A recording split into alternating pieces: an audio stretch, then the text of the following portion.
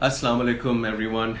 Welcome to Edutour chat number 32, Jugalbandi series number 11. Today our guest will be Jean, and this is the book that I've been looking at today, relevant to our topic of second skin, about Maori tattoos. And look at what I found inside this book. Our objet d'art for today, folks.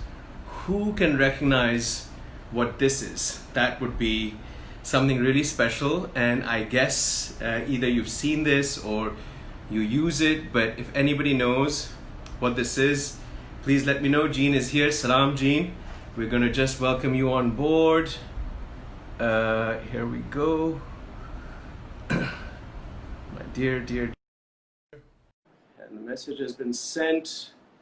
She should be signing on anytime. Here she is. Hello. Don't let me interrupt. Hiya. You're talking about tattoos. Tattoos. Yes, tattoos. Yes. Woo! I want one. I want one. Oh my gosh. That's stunning. Yes. Yes. I have been looking at these today to get myself into the right groove for this conversation this evening. Look at this, Jean. Amazing, amazing faces. And what they're doing to the faces is amplifying the power of the person, not hiding it, not hiding it. There's an artist by the name of Goldie. Have you heard of this name? Goldie, Goldie. So Goldie, when I was in Auckland, he is known for painting Maori portraits. Malia Mungu, hello family, giant heart to you too. Good to see you, beautiful. So I got the opportunity of seeing Goldie's exhibition in Auckland many years ago.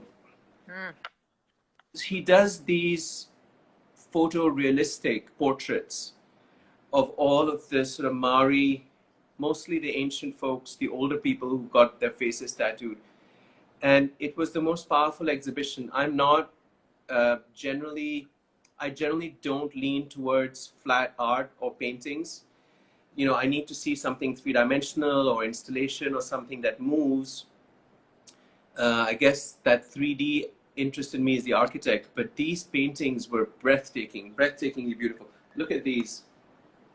So those are paintings of people that he tattooed, or? This is one of Goldie's paintings. They're not people he tattooed. They were people he found who already had the tattoos. And he painted them. Like, here's one. Charles Goldie, 1907. So this is one of his paintings. Oh, so this is from quite a while ago, over 100 years? Yes. Ah. I have a book on that exhibition, which is much larger. I didn't pull it out because it was difficult to manage. But you know, it's so wonderful. We talk about geometry. Look at how they find the geometry on their faces, and then the different reasons for making the marks that they do. Well, that's something we can do with our students. So they understand the geometry of their bodies. What a great idea. We can do this. Yeah. You first with your face. I would love to. So I sent you a picture a while back where I had tattooed with henna my entire torso. So I wasn't sure how the skin would feel, because I mean, again, we're talking about skin today, and skin is a very it's a very sensitive topic, because skin is associated with shame, it's associated with sexuality and sensuality, and we hide it. We're constantly finding reasons to hide our skin. So I wasn't sure how my skin would actually respond to the henna on it. Oh, who knows what this is? Nobody guessed. Well, it's obviously some kind of brush, right? No. No, you put it on your face. You were misleading me on purpose. Oh no, come on. It's a toothbrush? No, no, it's none of these. It's got nothing to do with my face. It belongs in a completely other region, which I'm not allowed to talk about. Who said you weren't allowed? Society. Which society? Yeah. Yeah. Which mine, mine for sure. But a lot of yours as well. Like that Southern Belt would also probably object to this conversation. Oh dear. Well, let's do it then. We should. In this heat, we should wake up people. Yeah. It really is time. So this is an amazing. I'm going to give away the secret, even though originally I thought if someone could guess it, I would. No, it's not a cat toy. Good guess. So the cats have been playing with it just to annoy me, but it's not a cat toy. So in Urdu, for anybody here who've signed up, I haven't seen who signed up today. This is an izaarband. So I buy these on the highway at a truck stop next to Jamshoro. I don't buy these in the city actually. So when I'm traveling, there's only this one man that I see who sells these at this particular roadside truck stop. And basically, Jean, it's a drawstring tool. So our shalwars, the big baggy pants that I wear, have a drawstring that runs through it. But the drawstring is, let's say, just a little bit longer than the width of my waist. So it has some extra fabric. So if I'm a 32 waist, I'll have a drawstring of a length of 42 or 50. So there's extra. But that waist of the shalwar is a lot more. Oh. It's much wide. That's what gives it the folds. It's huge. Yes. Yeah. And then the whole thing like bunches together like curtains. So you tie the drawstring fabric to this and you needle it. This is the needle and you needle it through. Pull it out. So this is a very particular, very traditional, and it's called an izaarband. I'm going to just type that in here. Nala, yes, that's right. So in Urdu, we call it an izaarband. There we go. Voila. So I thought this would be a great little addition to our today.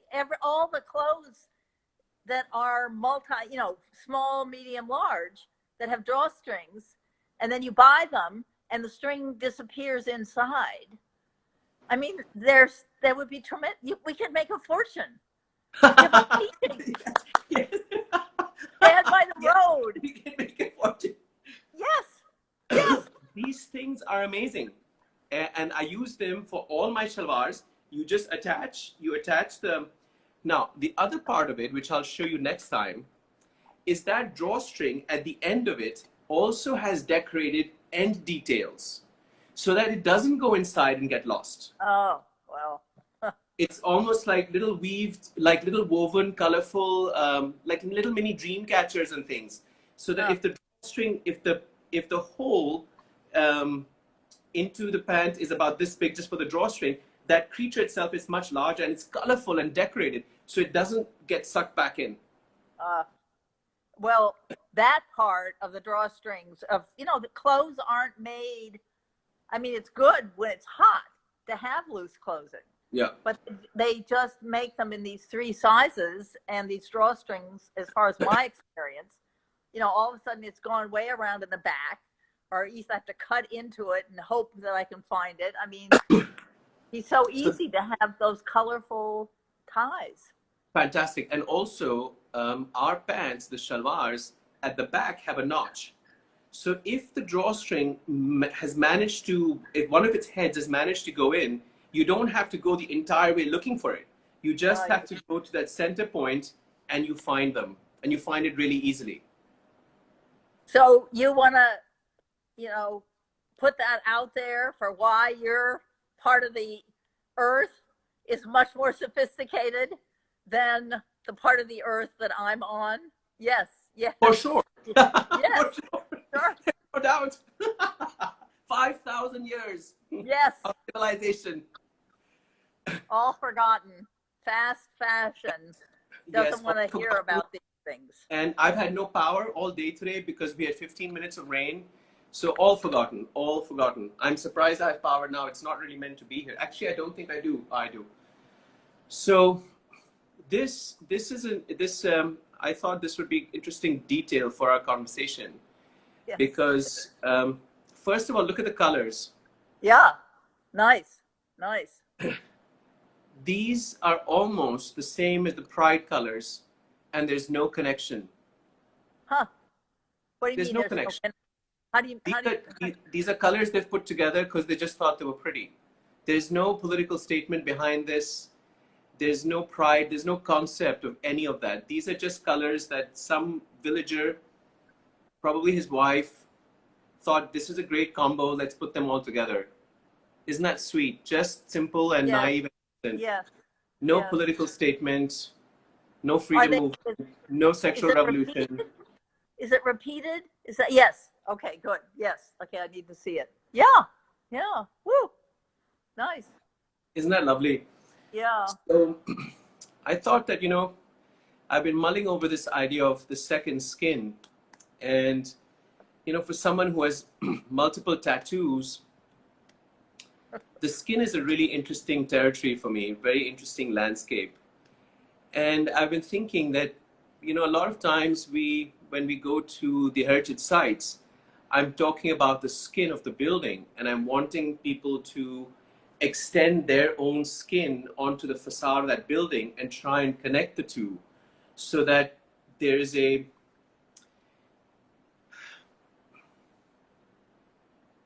I guess ownership, but I use that word so often that it's losing its value.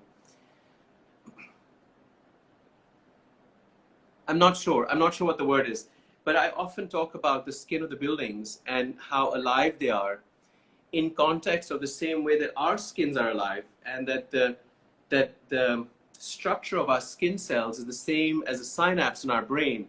So it's a bit like having your entire body wrapped in your brain. So it's very sensitive, it's very alive. And I talk about that with the architectural heritage buildings, that can you extend yourself onto the facade of that building and imagine it's wrapped with a living skin, just like one's own. So I wonder if that's, how absurd that idea is, and if people really get it. I mean, it's not absurd at all. No. The first skin, you could actually even say, is what holds our organs together. We're really a conglomerate of a lot of microchronia, whatever it's called, that when our bodies evolve, it's likely they'll be what continues. Microchronia, I think it's called.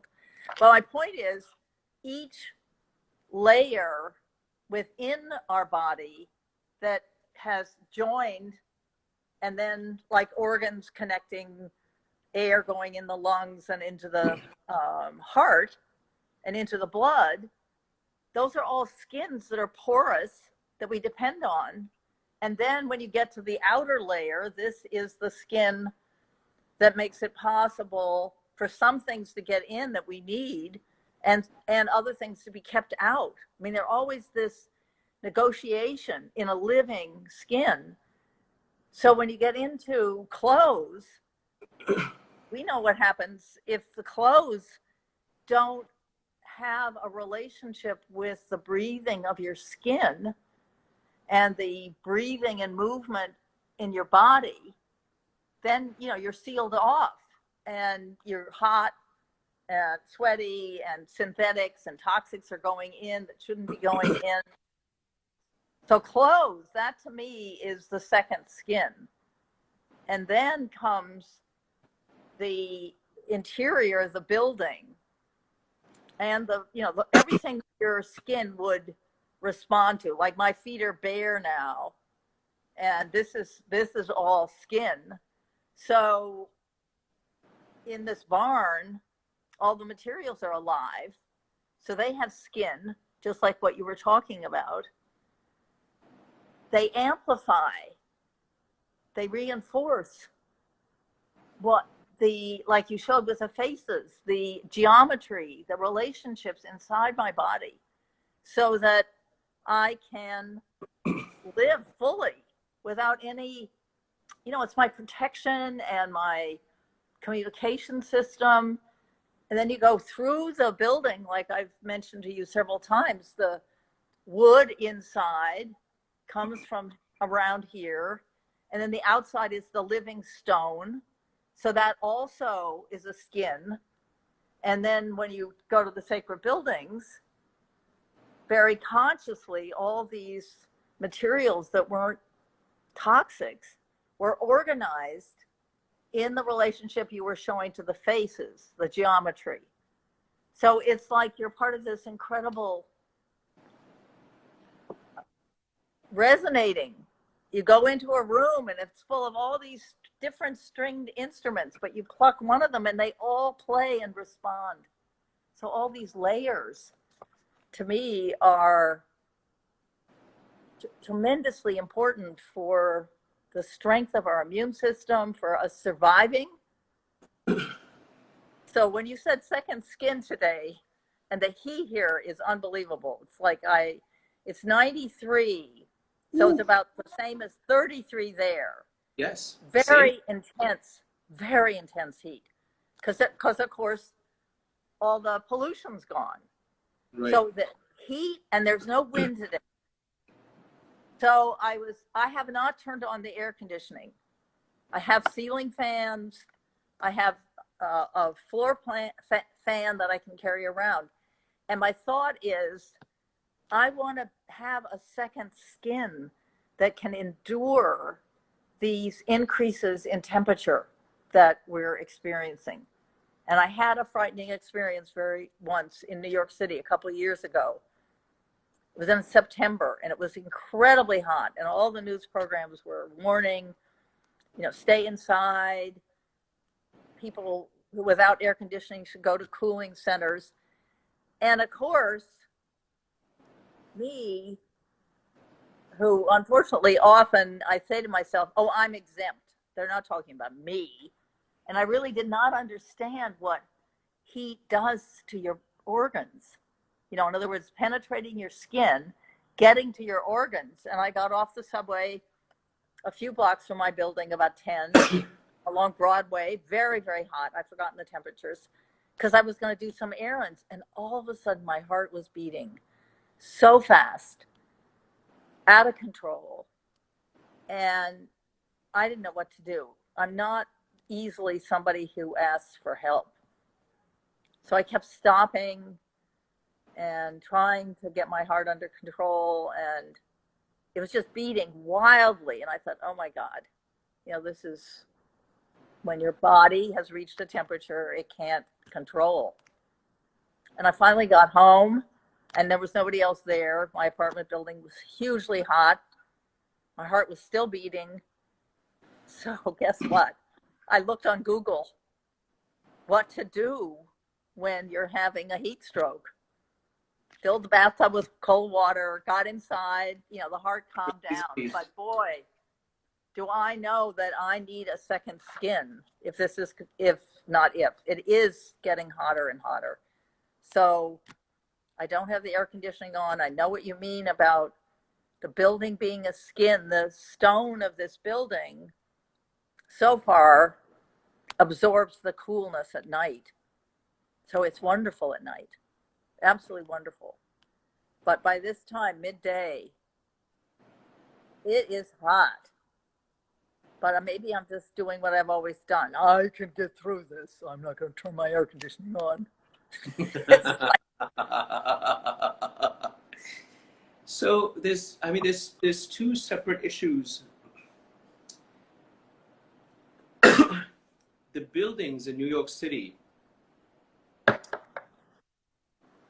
are not absorbing the heat because they don't have terracotta walls. They're not made of earth. They're concrete and they're steel, and they're giving off more heat than there is already out there. Yes. So when I go to these ancient sites and it's 40 degrees or 42 degrees, you touch the building, it's never hot. And you go inside, it's like being inside a cool swimming pool with no air conditioning. It's all natural because, like you said, they're made from that same earth. They come out of that same earth. They're part of that ground. They're part of that space, that place.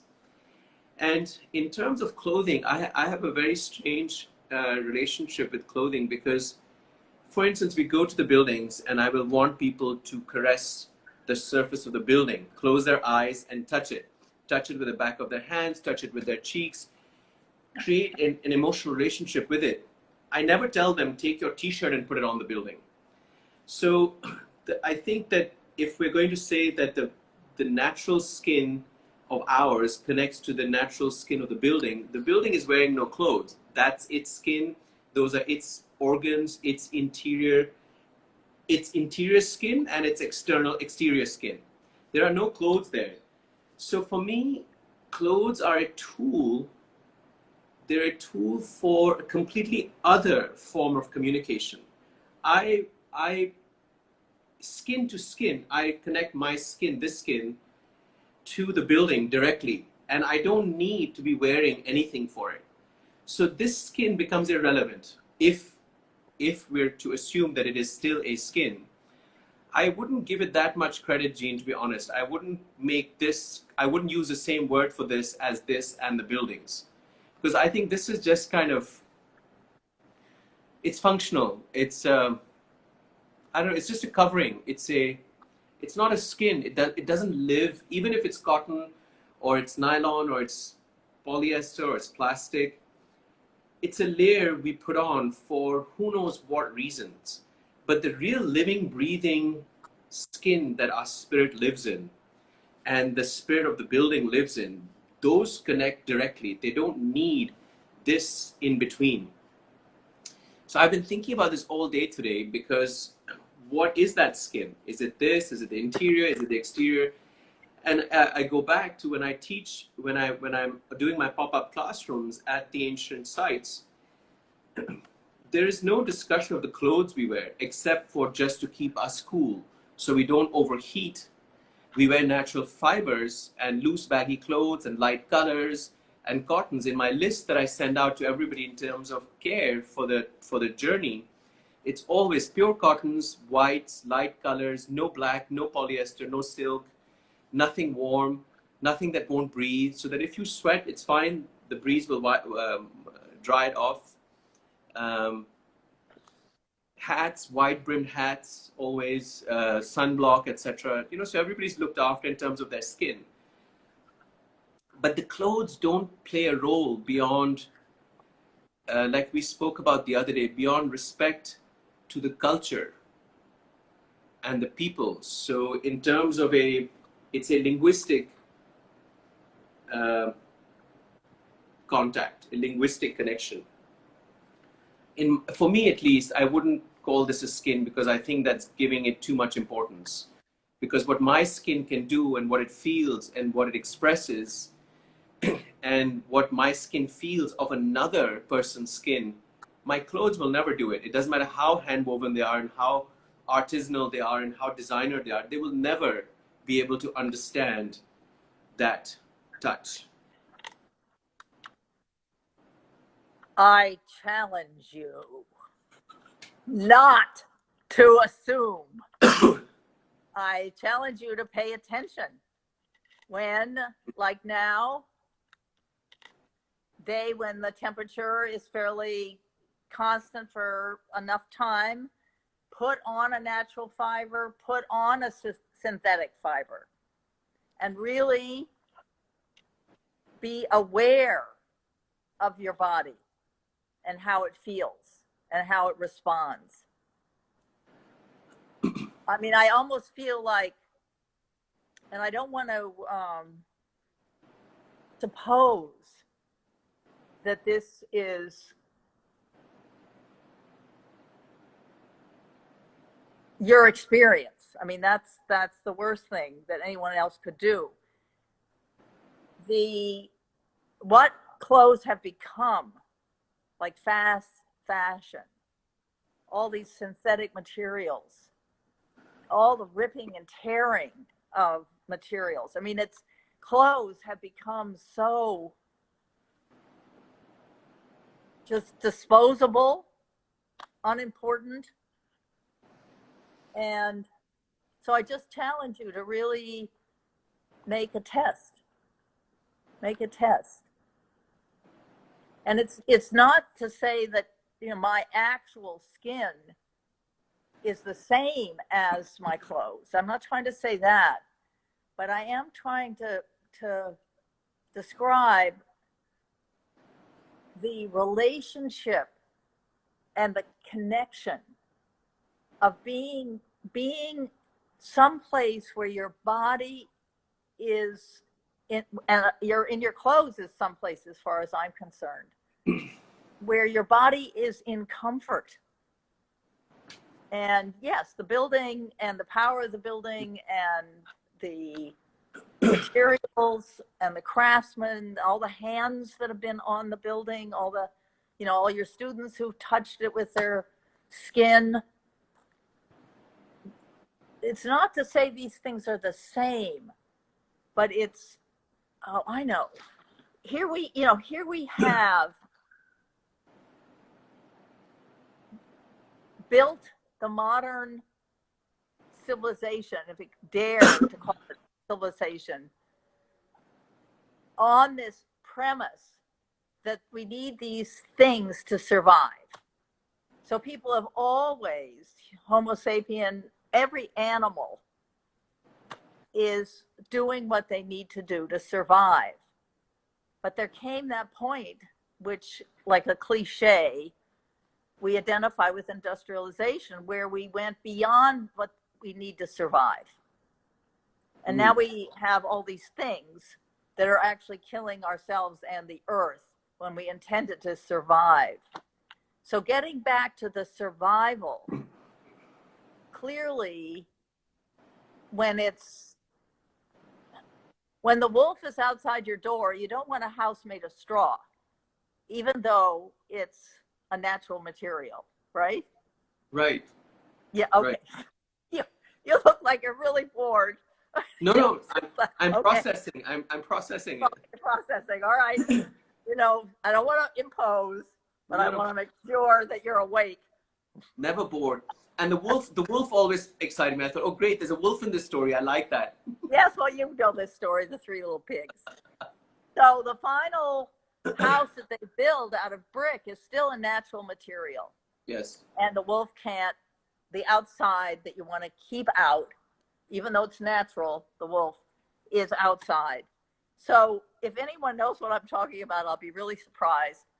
It's that this ability to survive doesn't mean that my skin and the clothes are equal to the building or the building to the clothes.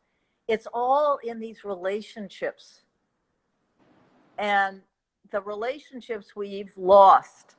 So that's why I really ask you, put on clothes that aren't natural materials, wear them in the same temperatures with appropriate clothing. Like I know the Bedouins have these incredible robes because one of my sisters lived with them, was adopted by a family, and they sweat. So that's a very different relationship to the clothing. They're cooling by the sweating going on underneath. Yes. And that we have open materials. So it's not to be a comparison between something naturally out of natural material that doesn't belong in your climate, but something that does belong in your climate, and then a piece of clothing that's made of something toxic, that doesn't breathe, doesn't have openings. You see what I'm trying to say, or is it not clear? A PPE suit. You're describing a COVID-19 PPE suit. Doesn't breathe. It looks horrific. It's plastic. That is contemporary second skin. There's the second skin. Well, yeah, it's like my students who all put on those hazmat suits Hazmat and suit. march around That's in it. the lobby of the main building, That's it. screaming about the dystopia and getting other students, corralling them into look, because this is what you're going to have to wear, and the plants are all in these little tubes. So yes. Well, Dune. Did you read Dune? Yes, The film, the book. I've read the book, and it's on that list of films that I shared with you. Uh-huh. Dune, it's brilliant, brilliant, brilliant. Yes. Book and film with Sting in it. Yeah, well, so there's survival clothing because the earth has been destroyed. So there's a good example. I threw the ball at you. It's yours. It's your, I'm sorry. So I understand I think the Dune example is fantastic because I understand survival clothing, because if you don't protect yourself from radiation or a climate that's an earth that's boiling and burning, it's fine. But am I wearing something that helps me live and survive? No. Are you wearing something that you need to live? If you take it off, no. This is not a skin that has any impact on either of our lives in any way whatsoever. It's not saving us. It's not helping us cross a desert. It's just like we are the only animals that wear clothes, which is also kind of peculiar. Other animals have their skins, their surfaces evolved depending on the climate that they live in, and we have to keep either adding layers or taking them off. We're the only animal that wears clothes. Well, we're living in places we shouldn't live. That's it. I mean, you could say that a bear's fur are like clothes. I mean, like right now, as you know, there are two dogs in this place where my extended family is all living. One of them's a mountain dog. Even though it's a puppy, its hair is very long, very long. And the other one is visibly related to a Labrador retriever, which, you know, has that wonderful hair that can go in the water, but still the hair is thick. So outside, they have an outside area that's shaded and damp and cool. So they gravitate to places in this shaded area, stone, the ground is right underneath, and they lie on those cool places because they are so hot. They don't, you know, they really don't belong, especially the Pyrenees mountain dog. Good God.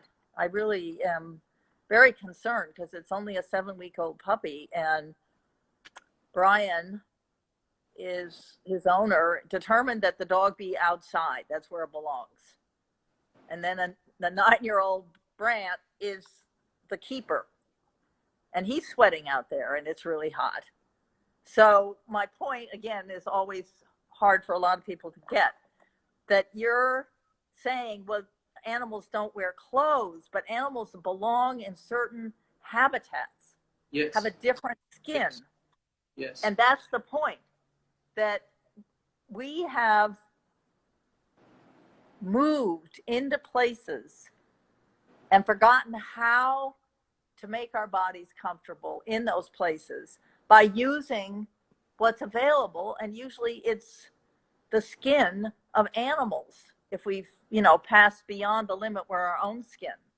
And just like the cliche that our babies take much, much longer than the babies of most animals to mature. I mean, it's really amazing.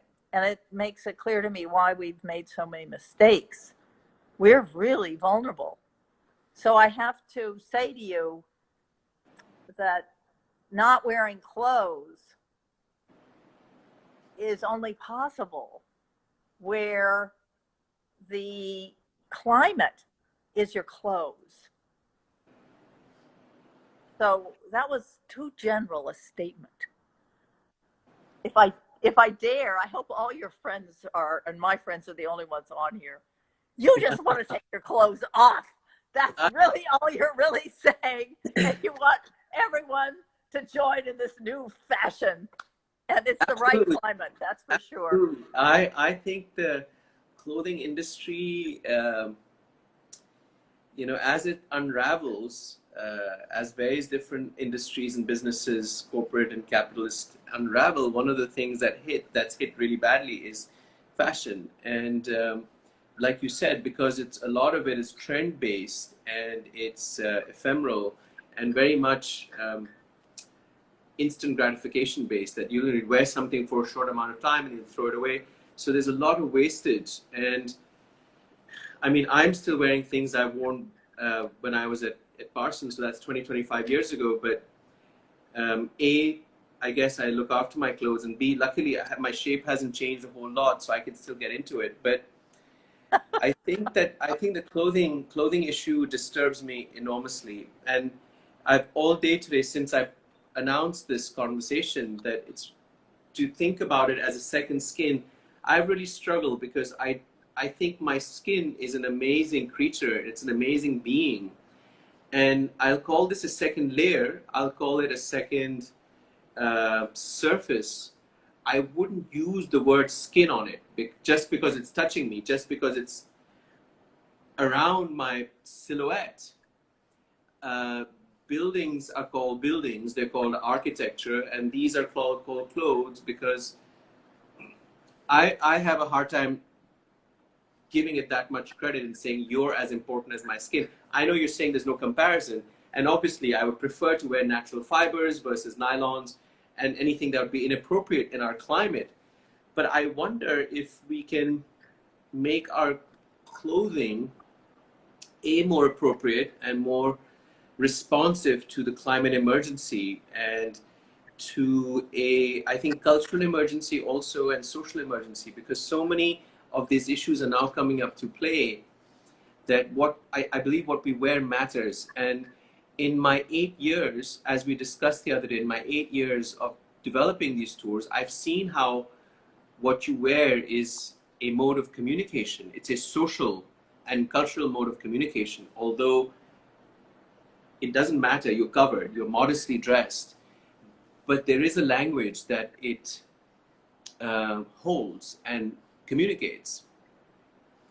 So I think that for me, instead of thinking of it as something as alive and as sensual as my skin, which I tell everybody this, that be grateful that you can feel your skin. Imagine, God forbid, that you were paralyzed neck down and you couldn't feel anything on your body. I cannot imagine anything worse than that.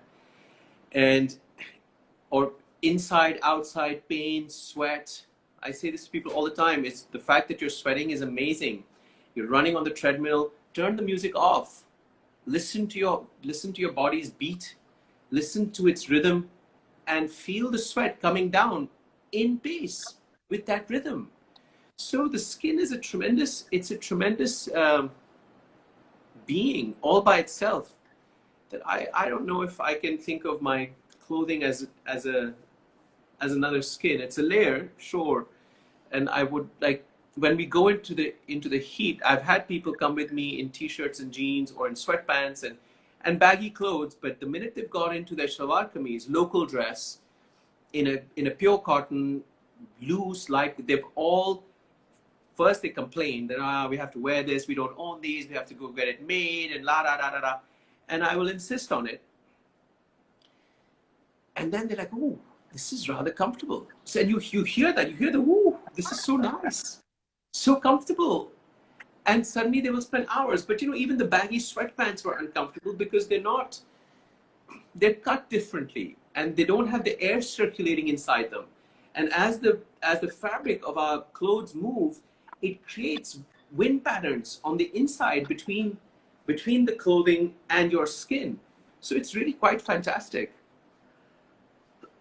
I think it serves that purpose. It's just sort of like the hazmat suit. I don't know if the hazmat suit will ever come into fashion, but for survival in the heat, for survival for Eskimos, for survival in the cold, you know, young Sven, the difference is that he doesn't have a choice.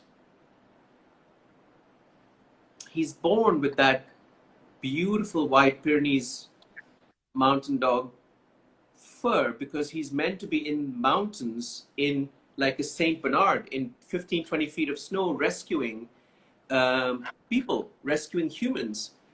The same with the husky, and their function is meant to be in snow. So if the human was to get rid of all of its clothing, where would we live? We'd only be able to live just above the equator, just in the temperate climate zones. We wouldn't be able to live, well, the Africans live just fine. Meaning what? Meaning that they don't have clothes, or that's the right temperature? A lot of the indigenous people don't depend on much clothing. And are you thinking, can you put them into a particular habitat and climate when you say that? Because a lot of them do wear clothing and need to wear clothing. So I'm just, again, the thing I think, I don't want us to get hung up on whether the word skin is something we can agree on with clothes. The relationship to the body and to the place is what maybe another word besides skin, because like you said, it's a signaling pattern, but so is the way I cut my hair, you cut your hair, whether you have a beard, whether I have a beard. In other words, primitive, what we call primitive people. I mean, I remember the Kachinas, the dancers, the spirit people on the Hopi mesas, and the way their bodies were both painted and the clothes that they wore. And then I think of the word cosmetic. Do I use cosmetics to hide my face, to make it look like some advertisement I've seen? Or do I use cosmetics to connect me to the cosmos, to the universe? And I think that besides the use of clothing to survive in a particular habitat, the clothing, like painting your face to connect, that's what I'm talking about. Each layer connects. The organs in my body connect through something very different than this skin, but they're all interdependent, and they make this extraordinary sense of being comfortable in your skin where you are.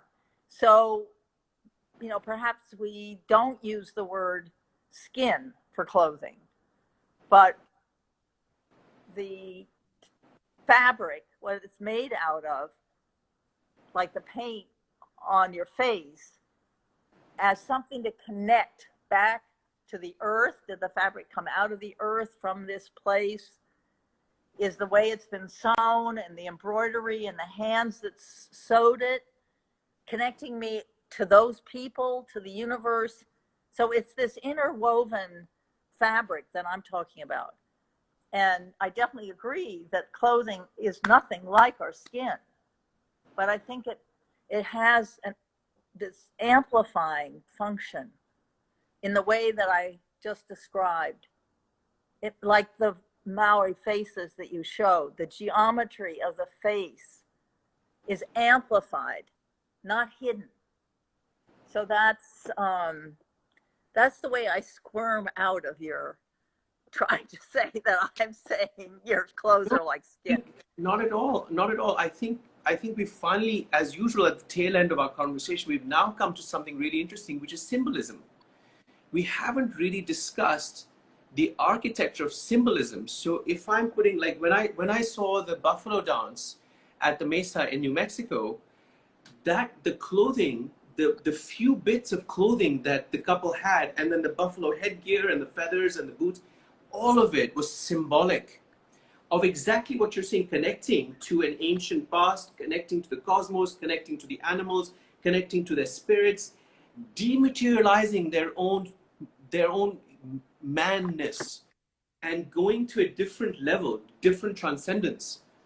So the tattoos on their faces, the markings on their faces, the way the, let's say, the Maasai are marked, or the indigenous Aborigines are marked, or any of the indigenous people, a lot of them have these markings on their faces, and they will wear minimal clothing and sometimes not even that, because it's not necessary amongst them socially.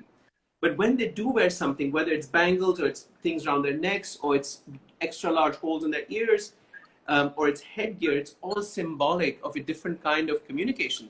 So that, for me, connects to their architecture, it connects to their climate, it connects to the kind of way the relationships between the families are, the kind of landscape they live in, what kind of farming they're doing, if it's livestock, grazing, or if it's based on growing wheat, etc., or if it's jungle and tropical. So I think that makes sense.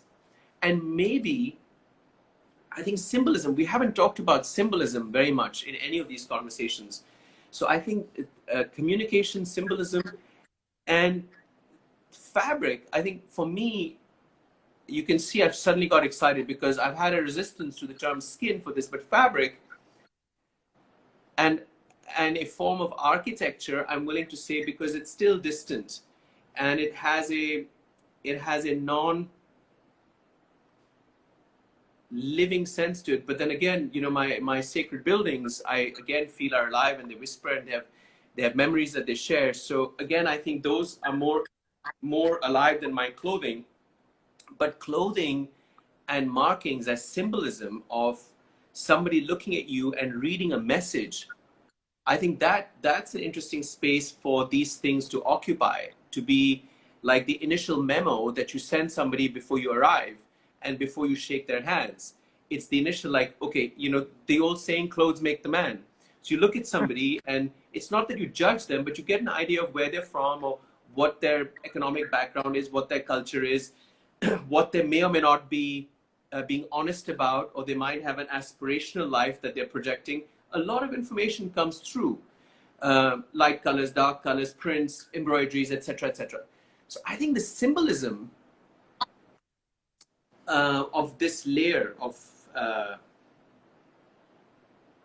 structure, this fabric, that appeals to me. That makes sense instead of the word skin, I think. Well, who chose the word skin? Oh, yes. You have to take some responsibility. Absolutely. So I chose the word skin, and then all day I've struggled with it. I thought, this is not sitting well with me. It's not working. Well, what amazes me about this skin, which is an organ, a single organ that, you know, skin goes into my ear. I mean, it everywhere it is different. Yes. And the making of my body and getting the right kind of skin, you know, skin that is in the ear compared on the bottom of my feet. You know that you have hoofs. Well, Yes. I have lately realized that I have them too. That all you have to do in this, you know, world is walk around barefoot, outside, inside, in this heat, in the gravel, in the stones, and the bottom of my feet. If I went into one of those places where people have their toes done, forget it. They would say, you know, here's half animal, half, you know, woman, not realizing the other half is an animal too. But you get my point, that the skin, it first of all, it's a huge organ, differentiated, and then we unfortunately identify certain places on the skin as if they're separate, but then it changes. And again, it's just not the word skin. I think, unfortunately, a lot of people don't even see that it's an organ. In other words, let's get rid of the word skin. And second, that's your challenge before next week. I think so. I think the word skin, the word, just the sound of the word skin, following, taking my hooves and following in your footsteps of your hooves, the sound of the word skin is so pretty. It's such a beautiful, it's short, it's such a sexy word, skin. How's your skin, Jean? You know, it'd be so nice to meet somebody, not say, how are you, and say, how's your skin doing? I think it's so nice. Why do we not ask each other about our skin? Instead of saying, hello, how are you, which is so vague and sort of boring. We should say, hi. How's your skin? Ask me how my skin is. Go ahead. No, wait. I ask you first. You have to answer. You first, not me. How's your skin today? Yes. My skin has had an amazing experience today because I was upside down when my skin was upside down and the blood rushing through the capillaries of my skin was going in the other direction when it started raining. And you said, go out and absorb the rain. So I followed instructions. I got right back up and I went straight out. And my skin, which had barely adjusted to being upright, was now being washed in acid rain.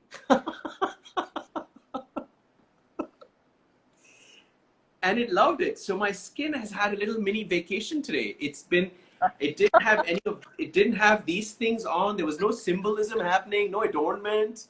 It just went out by itself, almost upside down. In the middle of my handstands, you said, go out into the rain, and it had just started raining. So I went.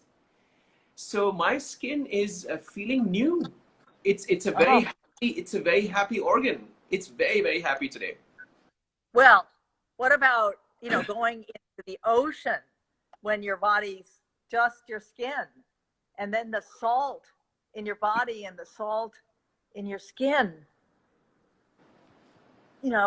goes together, exchanges. I mean, it's unbelievable. And the healing, if you have a cut, even a little, paper cut or something, the salt heals it. I mean, it really, that to me, I remember in biology class when they talked about it, osmosis. Woo! Yes. That's what osmosis. Oh my God. That was the only thing about biology I remember. Osmosis was the most magical idea. And the diagrams that explained osmosis, I was mystified. Beautiful. Osmosis is incredible. Yeah, so the experience you had, or like, last winter, it was very cold, and I have this back porch that goes out into the, an open area and then into the woods. So I just went out, get out of the bed, no clothes on, ran out. I had some place to come back to, but that, freezing cold and the real vigor. I guess it's like northern countries where people have these saunas and then they run around outside in the snow, roll in the snow. I mean, it invigorates your body to be in touch with the natural elements, the ocean, the rain, the snow, the cold, the heat. Now I'm going to have to love the heat after I said that. Well, yes, there's a group of people I know through a cousin of mine who are led by an expert in shamanic breathing, and they are constantly in between their breathing and other activities of the retreat. Every so often I will see them all sitting in this tub of blocks of ice. And I mentioned to them, I said, everything you do sounds amazing. I'm not sure I could do the ice bath. And they said, Zen, it's all about the breathing. Once you get your shamanic breathing in place, and if you look at their faces in those pictures and those videos, nobody is looking like they're freezing to death. They're all calm and loving it. So how's your skin today? how, as I said, the heat, it's very damp. My skin is very damp. I mean, I'm inside now, and I have a what is this? Sticky, sticky, sticky, sticky. Sticky. Sticky. Thank you. Sticky. I have a floor fan on here. I turned it down low because I know you don't like these extraneous noises when we're talking. But so I have this little breeze, but going outside just to go around the barn to where the dogs are and Brant, sweating. And it does feel good, the water.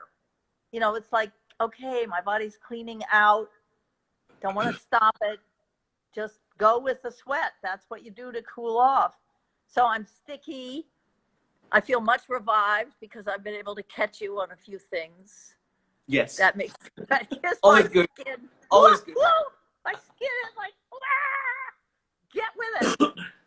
But the reality is, as I said, that I really am feeling I need to get my skin, its ability to tolerate the heat. I need to raise it. And, you know, having white skin, I mean, my God, what could be worse with the heat coming and the sun? I mean, my skin is not anything I would ever ask anyone to look at, because as a child, I just ran around everywhere, beaches, you know, everywhere without sunblock, without anything. You know, it was like, okay, I want to be in the sun. So I got very burned, and I'm paying for it now. So my skin is still thinking, yeah, my skin thinks. My skin does not want the air conditioning. I want to be able to go outside without any shock. I want to go back and forth. And it's sticky. It's sticky. And I have cold drinks, you know, the garden, and it depends on refrigerator. So I don't know how to answer you, except that this is me and I got to take it. Oh, and I do want to say, because it's not fair, that I do have a very close friend who is an alchemist, and she learned in India about the Ayurvedic oils. So she has the oils that fit our dosha at certain times of the year. So I use an oil that's right for this heat, and I put that on my skin. And someone was talking about exfoliating. Yes. And boy, does it take it off.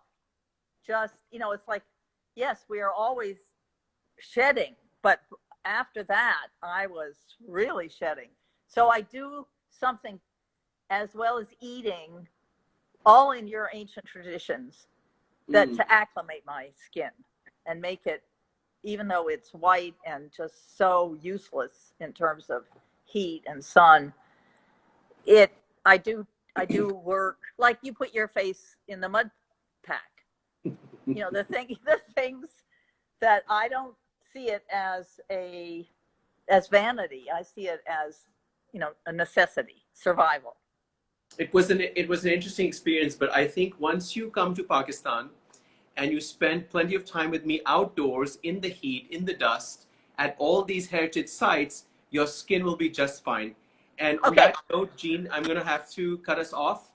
We will all go away and talk about our skins. Yes, it's already an hour. I know it flies by. It's crazy. But anyway, so thank you so much. You have gorgeous skin. Everybody agrees. I agree. Lovely to chat with you as usual. Everyone else, take care of yourselves. Please stay safe. Till next time, Khuda Hafiz.